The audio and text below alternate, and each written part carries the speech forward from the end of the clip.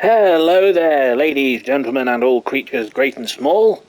It is I, Evil Pikachu. I am returning to the wonderful world of Final Fantasy XIV. I've been gone for almost a year, busy with life things and some technical issues, and switching from PlayStation 4 to 5 has caused me an immense amount of stress. But I'm back, and I have noticed over the last couple of days of getting back into the swing of things that the popularity of this game has gone through the roof, presumably because a new expansion was just announced, and therefore there's a lot of new players who want to make a head start before it kicks in over the next year. So I thought, rather than just wander around and chat crap like I normally do, I would give you a sort of beginner's primer, if you will. So the culmination of my 1,000-odd hours of experience in this game to give you a sort of getting started guide.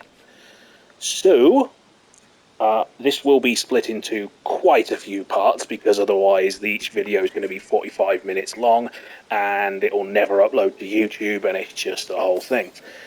So, in part one of many, we'll go over basic character customization. How to make your start in the world. Sound good? Let's go. Right. As you can see, I am a Lalafell. I am a scholar at the moment. I don't have to be any of these things, but I choose to be. What is going on in the chat? Whatever. Short version. In this game, your race, your guardian deity at the bottom left there, none of it makes a whole lot of difference. It doesn't make any difference to your stats. You would think that a Lalafell tank, like if I switch over to my Gladiator set real quick, Paladin, that's it. You would think, given that I am very small, that enemies would just be able to swing their weapons over the top of me and therefore hit people behind me, but nope, doesn't work like that. Lalafells are just as good at tanking as the big beefy Rogadane boys or the giant cat people whose names I forget. Rothgar, that's it. So pick a race that you think looks cool. That's all it is.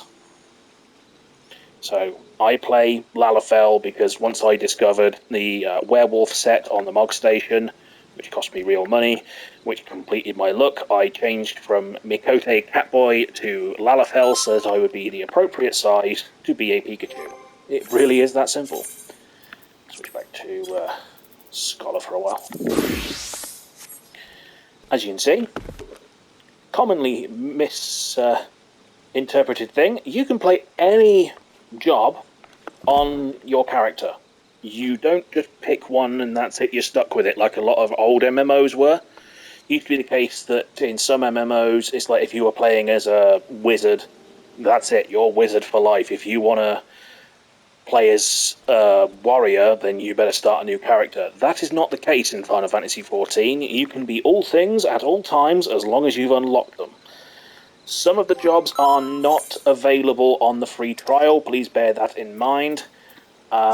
The free trial as it stands goes all the way up to the end of Heavenswood. That will soon be to the end of the Stormblood expansion, all the way up to level 70. At the moment, the jobs you will not have access to on the free trial are as follows. Gunbreaker, Sage, Samurai, Reaper, Dancer, and Red Mage. Everything else is available. Most of them available fairly early on in the game. So, and all of your crafting and gathering classes are included in the base game. None of those are expansion locked. Once the free trial gets updated to include Stormblood, you will gain access to Samurai and Red Mage.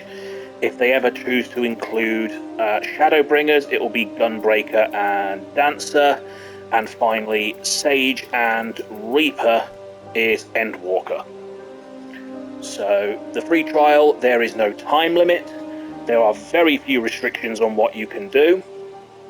You can play as any class that you've unlocked at any time, as long as it's level appropriate for the content you're doing. You can't take a level 5 warrior into, level 70 content. That would be stupid. So, you can try, but you're not going to get anywhere. So there's no reason to worry about it. You can be whoever you want to be. So, and with the glamour system, you can look almost any way you like. These are some of my glamour plates that I've got set up. These are ancient. I really need to go and get some better glams. I've got the full 2B set from Near Automata, so just in case I want to be a little tiny Lalafell android, I want to be a cowboy. That's usually for my gathering classes. It's my bard outfit, wizard outfit. That would make a good red mage outfit if I dyed it red. So, in fact, can we do that? No, not in here. So that is your basic sort of character introduction. You are not... by the way, I think to change your name or to transfer to a different server costs real money. However, if you want to change your race, if you want to change, as I did, from Mikote to Lalafell, for example, when you complete the base game, A Realm Reborn, you will be given an item called Fantasia. It is, to my knowledge, the only one in the game you get for free. That will basically take you back to the character creator, and it will allow you to redo the whole thing from scratch. Other than that, you will have to pay for another Fantasia. Unless there are other ones free in the game, I don't know. I've never encountered one. So, pick a server that is just going to give you a good connection, unless you've got friends waiting for you on a specific server. Little details like your haircut, for example, you can actually change in-game. You do not need to use a Fantasia for that. There is the aesthetician. They will let you change things like makeup and hair, but obviously not your gender or species. So that's for Fantasia stuff.